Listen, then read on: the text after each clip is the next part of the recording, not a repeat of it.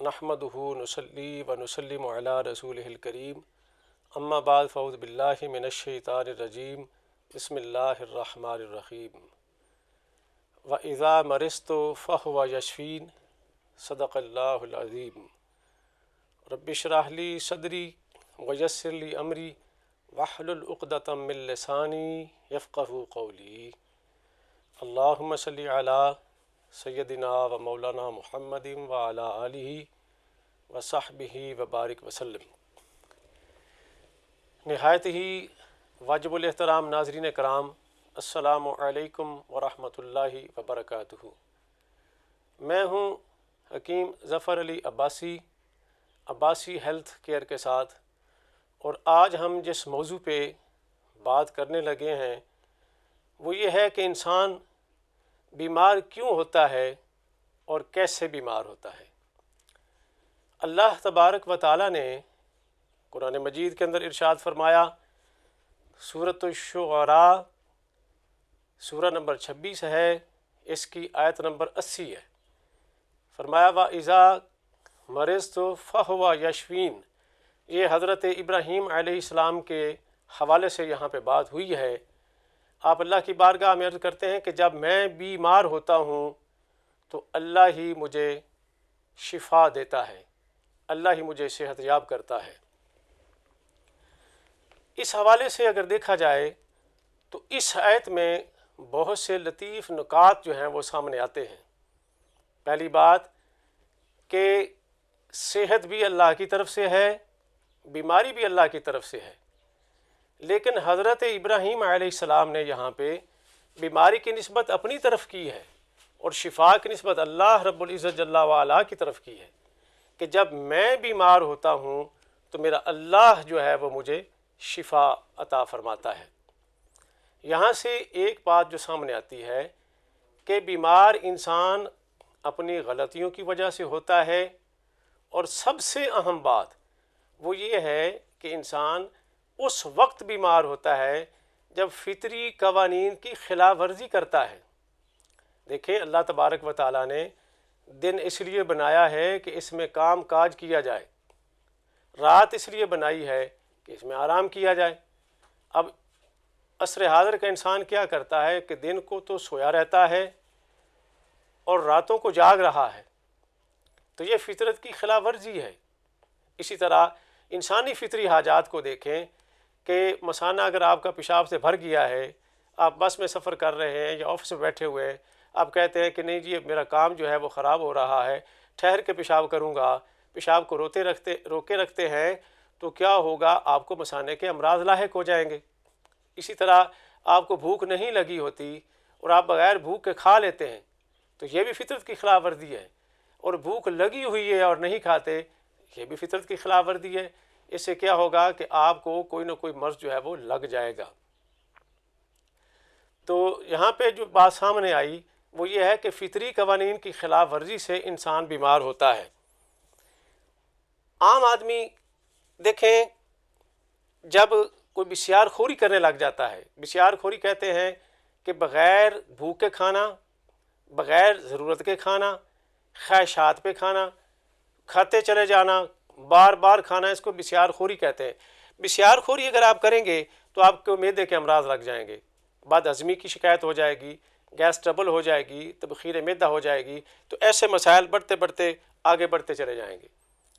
کوئی آدمی تیزابی غذائیں زیادہ کھانا شروع کر دیتا ہے، یعنی مرغن، چٹپٹے کھانے، کرارے کھانے، ہوٹلنگ، یہ زیادہ جب کرنے لگ جائے گا تو اس سے کیا ہوگا؟ اس کو معدے کے زخم ہو جائیں گے، معدے کا السر ہو جائے گا، آنتوں کا السر ہو جائے گا۔ تمباکو نوشی کرنے والے جو زیادہ سگریٹ نوشی کرتے ہیں ان کو کھانسی، گلے کے امراض، اور آخر میں جا کے گلے کا کینسر بھی ان کو ہو جاتا ہے۔ اسی طرح جو انڈے زیادہ استعمال کرتے ہیں، چاول زیادہ استعمال کرتے ہیں، گوشت زیادہ استعمال کرتے ہیں اور پانی کم پیتے ہیں، تو کیا ہوگا؟ ان کو گردے میں پتھریاں بن جائیں گی۔ جنسی بے راروی کا جو شکار ہوں گے لوگ، ان کو آتشک اور سوزاک جیسے امراض جو ہیں وہ لگ جاتے ہیں۔ ہم جنس پرستی کرنے والوں کو ایڈز نامراد ایک مرض ہے وہ لگ جاتا ہے۔ شراب نوشی کی کثرت کرنے والے کینسر میں مبتلا ہو جاتے ہیں۔ اسی طرح یہ فیملی پلاننگ کے جتنے بھی طریقے ہیں جو خواتین یہ کرتی ہیں ان کو کوئی نہ کوئی مسئلہ پیدا ہو جاتا ہے. بعض موٹی ہو جاتی ہیں, بعض کے اندر رسولیاں بن جاتی ہیں, ٹیومرز بن جاتے ہیں, کینسر کی نوبت آ جاتی ہے. بہت سی خواتین میں ہم نے یہ دیکھا, ہمارا اپنا ذاتی مشاہدہ ہے کہ فیملی پلاننگ کرنے والی عورتوں کو اکثر رسولیاں بن جاتی ہیں اور بعض کو کینسر بھی ہو جاتا ہے. اسی طرح موجودہ دور کے جو نوجوان ہیں جو مشت زنی کرتے ہیں یا جلق کا شکار ہوتے ہیں, ان کے جو سپرمز ہیں وہ کم ہو جاتے ہیں اور مردانہ بانجھ پن کا شکار ہو جاتے ہیں. اچھا اب دیکھیں یہاں پہ کہ یہ عام آدمی کی مرض کے اسباب ہیں کہ ایک عام بندہ کیوں بیمار ہوتا ہے. اپنی غلطی کی وجہ سے ہوتا ہے کہ وہ قانون فطرت جو ہے, فطری قوانین جو ہیں ان کی خلاف ورزی کر رہا ہے, اعتدال کو ہاتھ سے چھوڑ دیتا ہے, جس کی وجہ سے کیا ہے کہ وہ بیمار ہو جاتا ہے.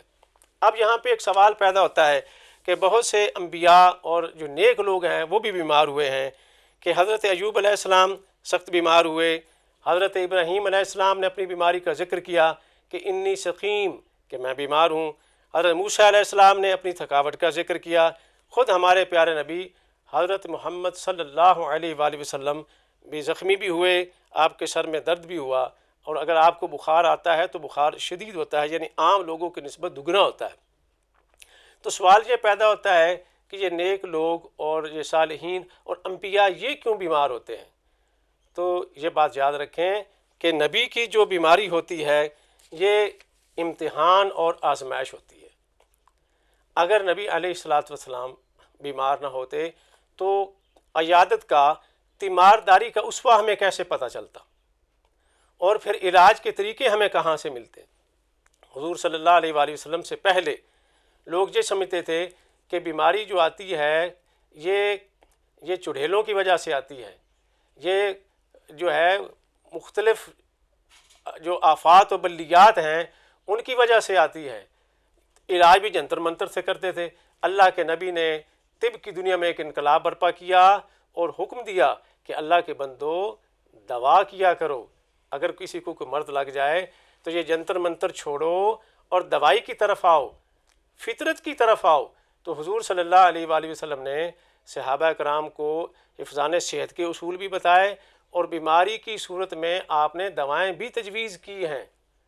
تو آپ صلی اللہ علیہ وآلہ وسلم کا ارشاد گرامی ہے لِكُلِّ دَاءٍ دوا, کہ ہر مرض کی دوا ہے. تو بیماری کی صورت میں دوا کرنا جو ہے وہ حضور صلی اللہ علیہ وآلہ وسلم کی سنت طیبہ ہے. ضروری ہے کہ جب بھی آپ علاج معالجے کے لیے جائیں کسی کے پاس تو اس آدمی کا ماہر ہونا ضروری ہے. وہ صاحب علم ہو, اپنے علم میں مکمل اور کامل ہو, علم پہ دسترس رکھتا ہو اور ماہر ہو, اس کے پاس جانا چاہیے. نہ کہ آپ کسی عطائی کے پاس, کسی اناڑی کے پاس یا کسی ایسے بندے کے پاس جائیں جو ٹوٹکے سے یا ایسے عام جو ہے وہ علاج معالجہ کرتا ہو اور اس میں مہارت نہ رکھتا ہو اور صاحب علم نہ ہو. تو یہ بھی حدیثوں سے ثابت ہے. نبی علیہ السلام کی حدیث پاک ہے کہ جب دوا مرض کی ماہیت کے مطابق جسم میں داخل ہو جاتی ہے تو اللہ کے حکم سے شفا ہو جاتی ہے. تو بات ہم کر رہے تھے انسان بیمار کیوں ہوتا ہے.